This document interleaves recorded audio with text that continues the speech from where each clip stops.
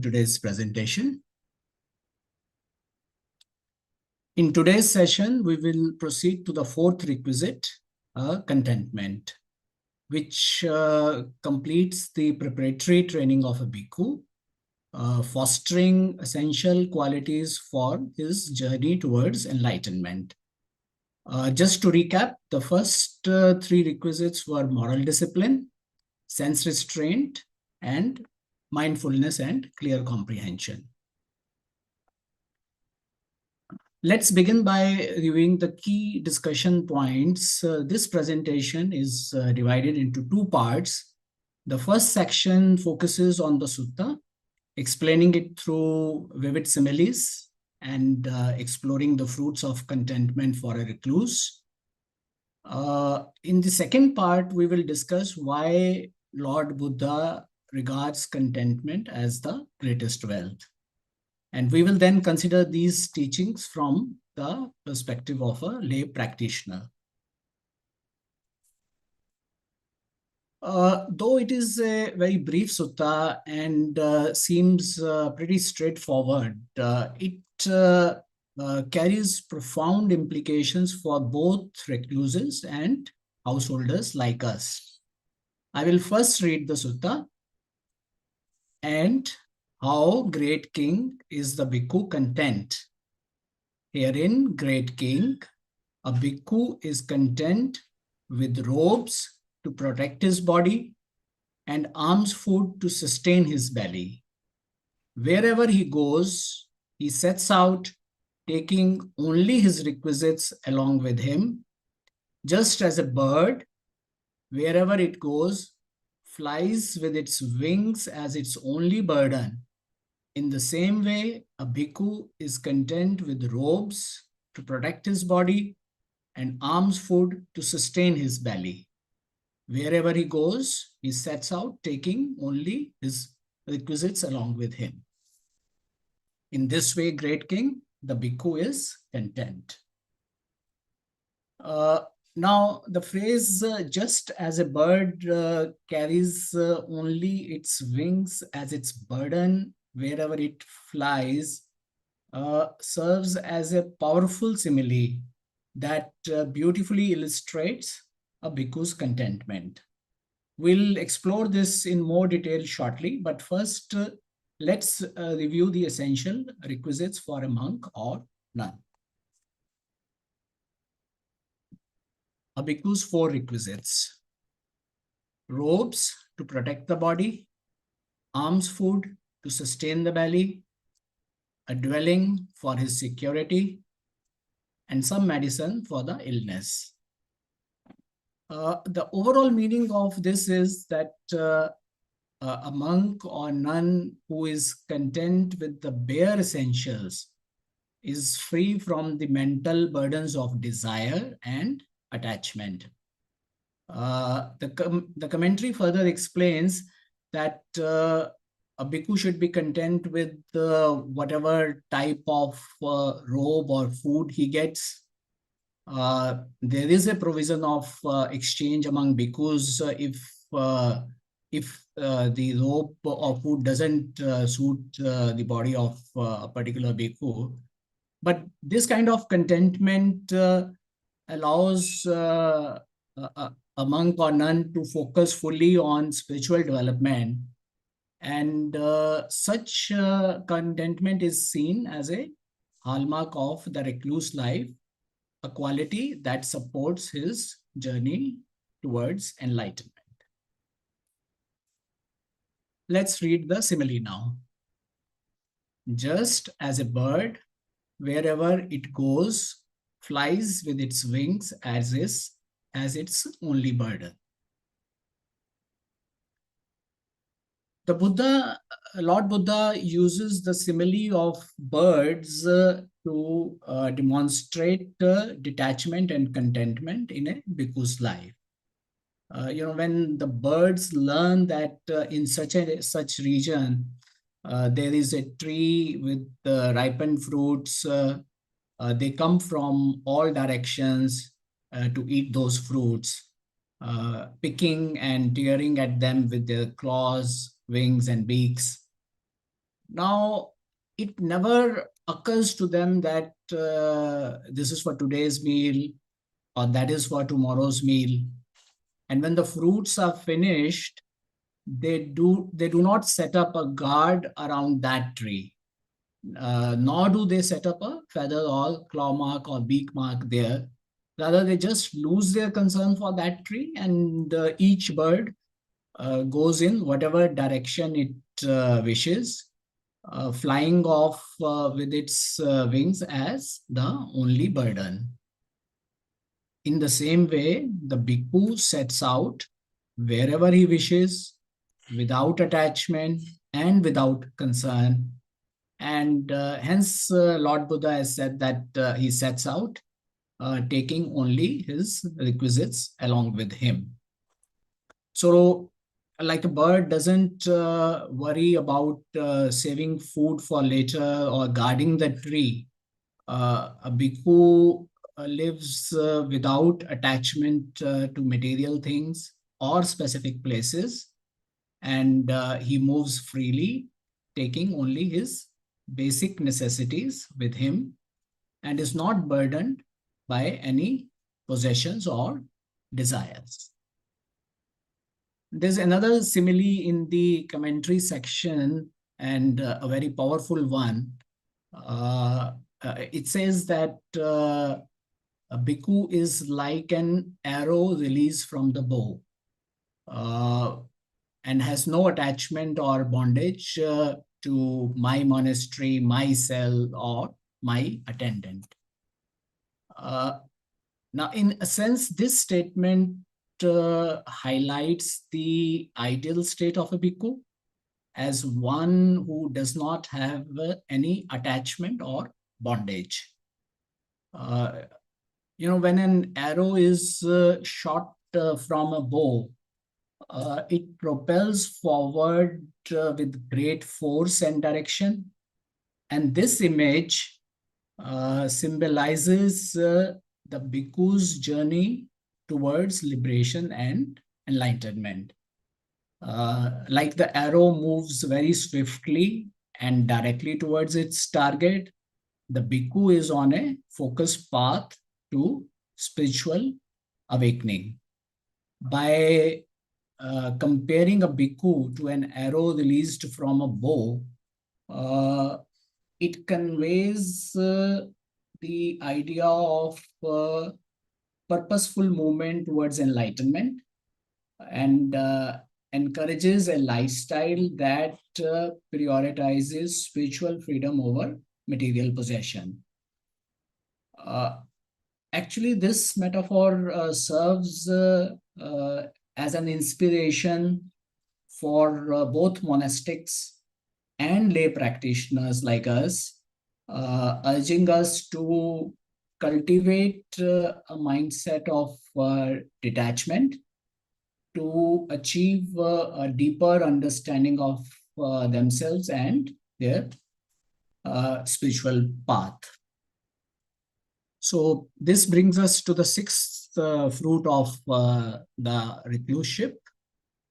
The factor of contentment completes the preparatory training of a bhikkhu by nurturing such essential qualities to his quest for liberation as fewness of wants, simplicity, ease of support, patience, and vigor.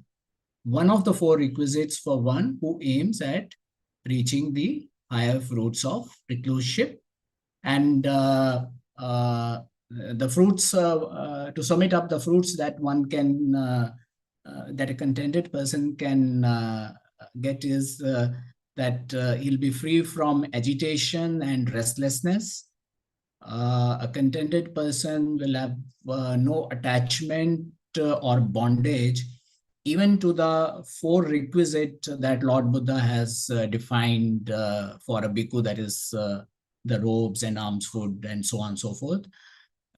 Most importantly, it releases a lot of energy as well as time for the practice. So that completes our first section. And we'll now proceed to the second section, contentment from a lay practitioner's perspective. In our last session on sense restraint, Yashika ji raised an important question. How does one move towards contentment? This question, I think, highlights a common dilemma of how a lay practitioner can balance both spiritual and material pursuits. Therefore, it is worth taking some time to explore this from the perspective of a householder. I'll first recite verse 204 of Dhampad, and there is a short story, an interesting one, before Buddha spoke these words. The story goes like this, that there's a King Pasenadi of Kosla. I hope I pronounced his name correctly. One day, the king visited the Jetavan monastery after having a heavy morning meal. And it was said that he had consumed a quarter basket of rice with meat curry that day. As he listened to the Lord Buddha's discourse, the king became drowsy and began nodding off. Now imagine someone listening to Buddha's discourse and nodding off in the middle of it. Noticing that the king has nodded off, Lord Buddha compassionately advises him to gradually reduce his rice intake each day, and eventually, decreasing it to 1/16 of what he had originally eaten. The king follows Lord Buddha's advice, and though he lost much weight, he felt lighter and enjoyed much better health. When he shares his experience with the Lord Buddha, the Buddha responds like this: "O king, health is the greatest gift." We all can appreciate that having a good health is a real boon. Contentment is the greatest wealth. A trusted friend is the best relative, and Nibbana is the greatest bliss. Let's first explore the definition of the contentment. Why did Lord Buddha described it this way, that contentment is the greatest wealth? Let's begin by exploring the meaning of contentment. Contentment is the ability to be happy and fulfilled in one's present state. If we are content with our present state, we do not need to get anything, go anywhere, or be anything to be happy, because we already are, and thus contentment is more valuable than any accomplishment or possession. Moreover, as we have just seen, fewness of wants, simplicity are very essential requisites for a quest towards liberation. But contentment is the greatest wealth. Wealth can be quite perplexing, because somehow there is a tension between societal values and contentment. While wealth is often linked to material success, contentment is often misunderstood as complacency or settling for less. And in a consumer-driven world, the fear of missing out, or FOMO, fuels further dissatisfaction and discontentment. Particularly, achieving contentment is especially challenging during difficult financial times due to complexity of emotions involved, and finding a balance between meeting needs and managing desires can be a little tricky one. So while striving for improvement and pursuing goals is essential, contentment encourages acceptance of one's current state. So we need to differentiate between needs and greed.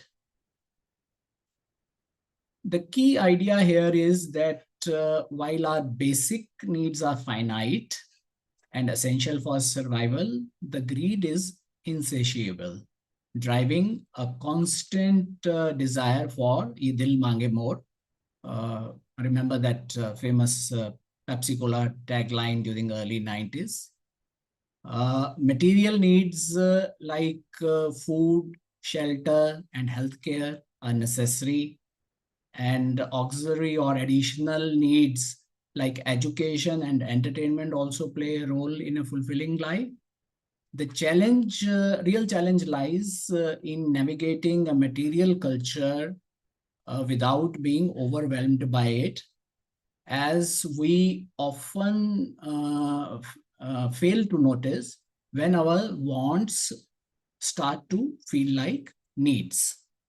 And the modern economic system fuels further discontentment, increasing demand artificially, leading to increased industrial production. And the result is ecological degradation as well as global warming. At a personal level, there is a danger of attachment. While possessing things is not inherently problematic, issues start arising when these possessions start controlling us, and attachment to the material goods can diminish contentment and lead to stress. I think we should reflect on our personal experiences where material possessions may have caused more anxiety than happiness.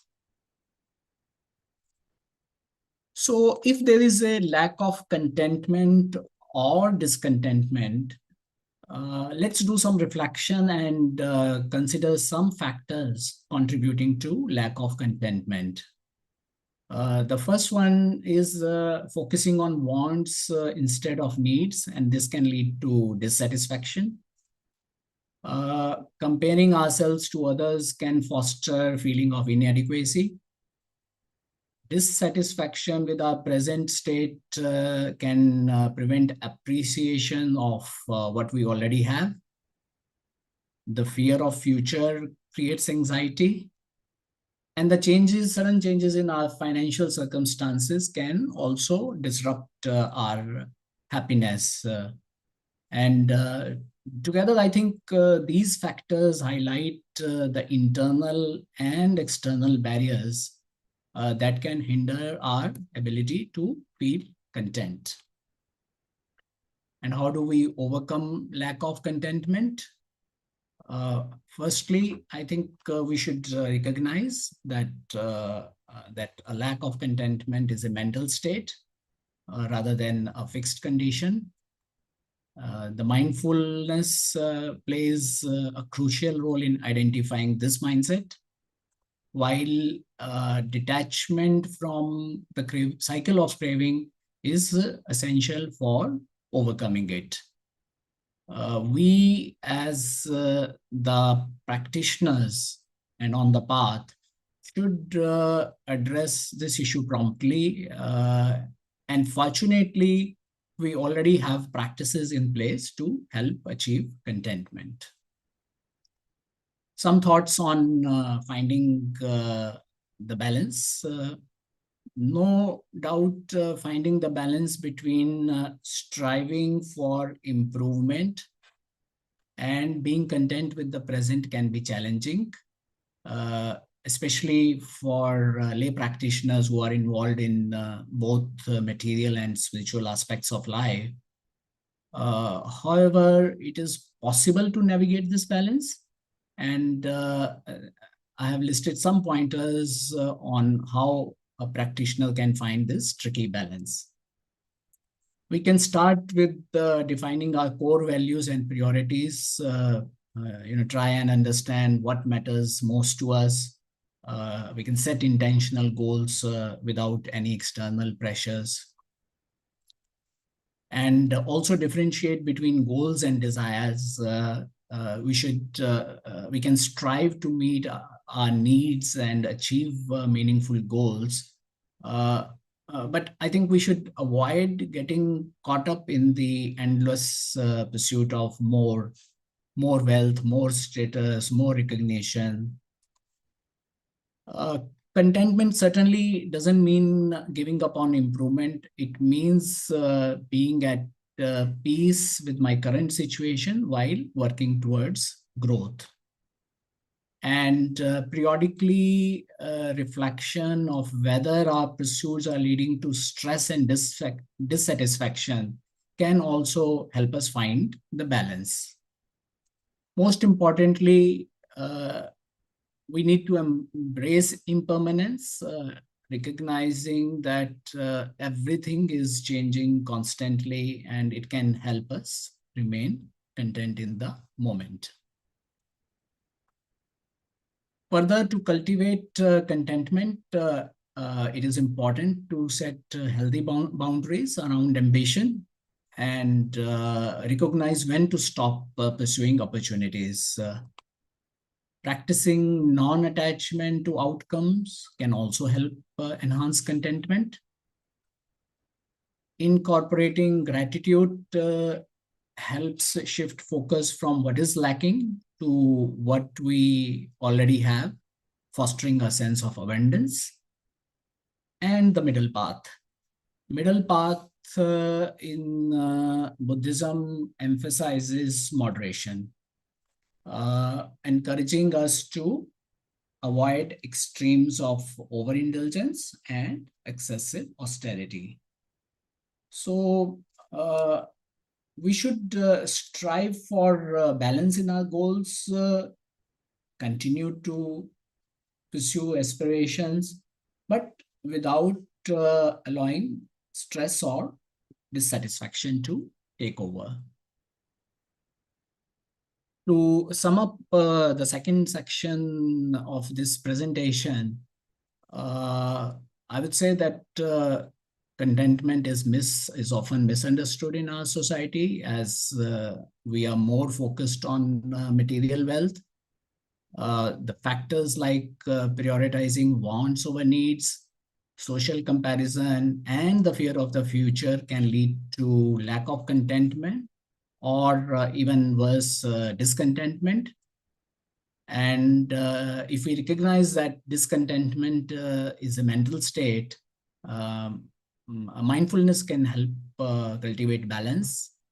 And by embracing gratitude, non-attachment, and making a distinction between needs and greed, we can pursue meaningful goals while maintaining inner peace. Let's practice moderation and self-compassion to ensure sustainable personal and spiritual growth. And to further sum it up, my personal take is that contentment is unique to each individual, shaped by their goals, circumstances, and life stage. And since there isn't a one-size-fits-all solution, this is one topic that merits deep reflection. I believe ultimately the answers will come from within. So that completes our presentation for today. In the next session, we will take up the abandoning of the hindrances. There is the 5 hindrances that obstruct our. You see, if you is to recall, even in this vasa we have studied, there are 2 kinds of happiness, 2 kinds of unhappiness, 2 kinds of equanimity. Earlier also, which Gita referred to. So there's it is said that there is a sadness associated with materialistic things not being fulfilled. Yamapi ichha mana labhate tamapi dukkham. That is ichha being the driving force for causing suffering. But there is also the simultaneous statement that if one is dissatisfied with the spiritual progress and that causes sadness, it is worth cultivating actually. Why? What is the criteria? What is worth cultivating is that which increases your wholesome qualities. Very absolutely clear. There's no distinct, no ambiguity or difficulty about it. So a discontentment which increases your positive qualities is good. So that's a very, a very precise answer to the question. So we have to see what are we discontented about. If I'm discontented about materialistic progress, will that work in that direction, increase my wholesome qualities or decrease my wholesome qualities? Period. That's a very absolutely clear criteria the Lord has given to us in this suttas which we studied. In a very beautiful way, very simple and a very beautiful way to assess where contentment is needed, where it is not needed, where sadness is not good, where sadness is good. He says that. Yeah, there is nekhamasitani, domanasani. Yeah, that's very good. Be unhappy about that and use it to flip, to raise your chanda, to become a better human being, certainly.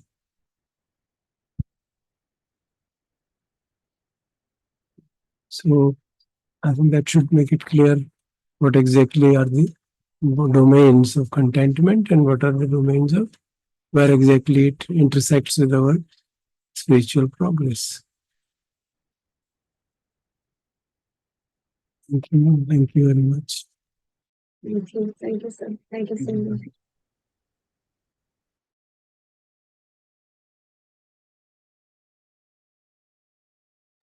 So in this, when it comes to spiritual progress, there is no yardstick as such ki be content with your progress as such chalta hai.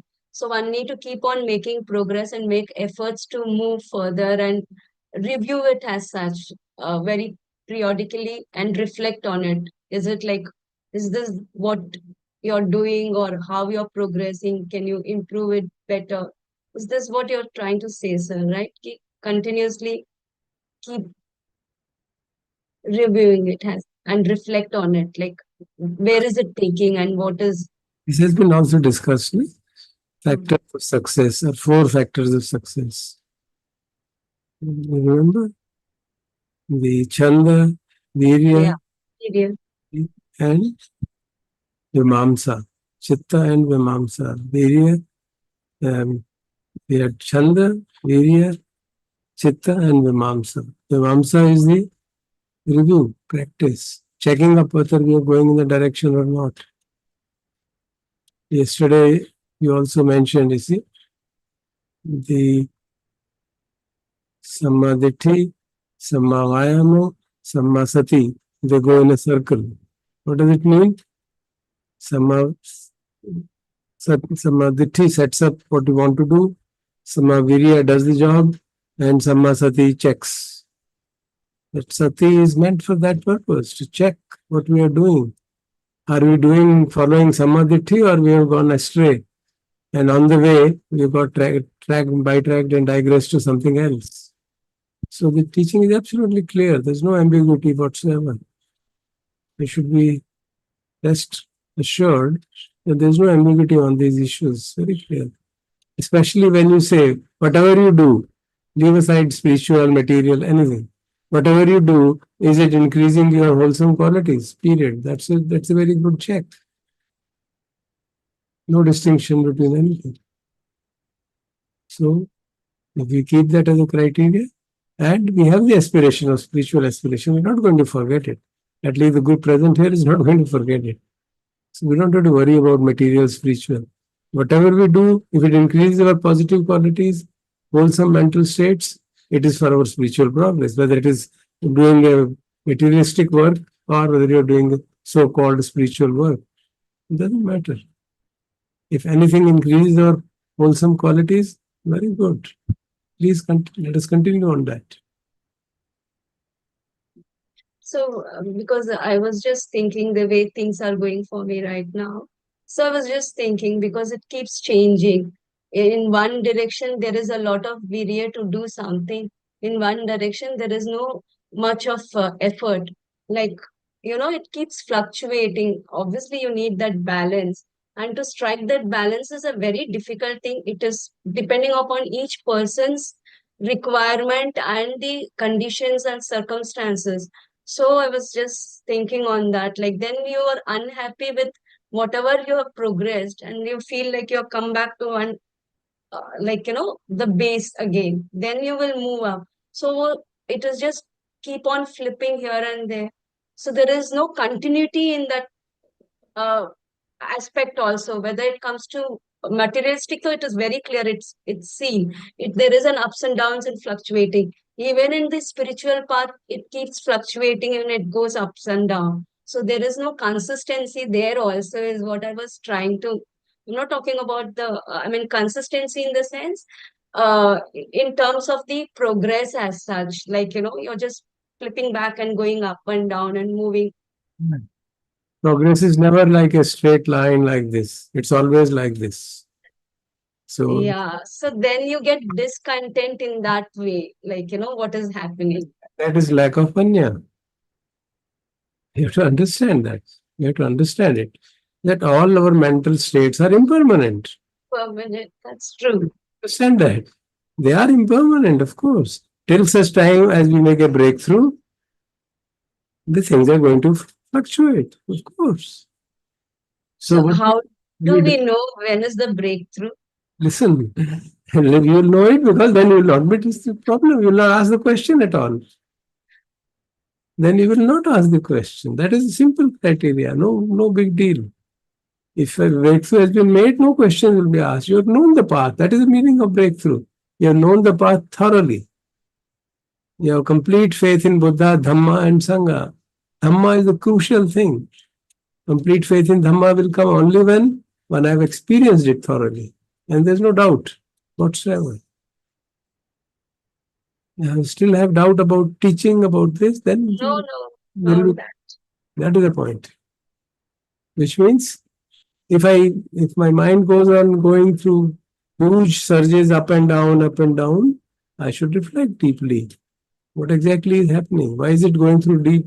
Ripples are okay. Ripples will be there. But if it goes through tumult, huge wave up and huge crests and troughs, then we need to look at our mind and look at our life properly, both our worldly life as well as our spiritual life, whether we are practicing properly, whether we have understood the teaching properly. That's very crucial.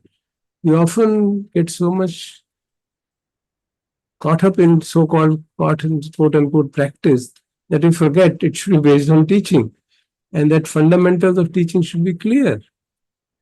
Clear meaning we have understood the Dhamma, we have made some deeper and intuitive realization of the Dhamma aspects, so that they don't fall down. We don't have any doubt whatsoever on what I have to do under different conditions. Then you're sure there will be no problem. There will be temporary ripples. That's okay. It's bound to happen till such time as we enter the stream of liberation. And Buddha has given very simple criteria for breakthroughs. Verified or very experiential faith in Buddha, Dhamma, Sangha. Experiential faith. Right? Then our fourth criteria is varying different places, different things. Full, complete Shil Vishuddhi, complete understanding of the dependent origination, or somewhere it is Four Noble Truths. So different places, different things are mentioned. But these three things are always mentioned. Thank you, sir. I think this answers the question. Experiential faith. We only talk faith in general way, like faith. But when you experience it, then it gives you that confidence all the more to strengthen it as such. Experience the teachings, experiences of the teachings. We have verified Four Noble Truths 100 times, practiced according to that, understood what is suffering. Different experiences of suffering keep on happening to all of us. Yeah. So we understand the suffering. We go through that suffering, understand it, understand its cause, give up the cause. All right, it works.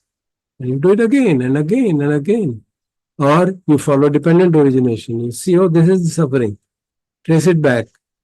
This is the cause. Okay, can I drop it? No, I am not able to drop it. Okay, investigate. Why can't I drop it? Then, by proper understanding, proper effort, proper consultation of the teachers or the sutta or the books, I find a method to drop it. And I drop it. Maybe 10%, 20%. And I know, yeah, it works. That's what is meant by experiential realization. Because many times we misunderstand experience also. We think by knowing the feeling of impermanence on the body, we have experienced the real impermanence. No, that is an infinitesimal part. The experience of, we had discussed it in last Vasa. What is the criteria of anicca? Because this is a basic thing with which we all get into confusion. Oh, I'm knowing the anicca. Yeah, this is happening. And that is a beginning, just the beginning. What is the criteria of anicca? You remember? Yes, sir. Boggling, is it? The person, if he Changes. is praised, if on receiving the praise, a person feels happy, he better work on anicca again. Yeah.